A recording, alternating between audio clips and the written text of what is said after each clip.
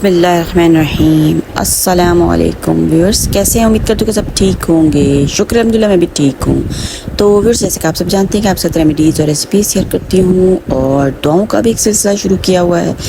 तो व्यूअर्स, आज की जो दुआ है माशाल्लाह से बहुत ही प्यारी दुआ की सिलेक्शन है कि हम लोग घर से अपने नहुसत और बदकिस्मती का ख़ात्मा कैसे करें, वो भी अल्लाह के 4 प्यारे नामों से हम कैसे अपने घर से इन चीज़ों का ख़ात्मा कर सकते हैं और अपनी किस्मत को अच्छा कर सकते हैं और अपने घर में अल्लाह ताला की रहमतें, बरकतें और अनायात हासिल कर सकते हैं।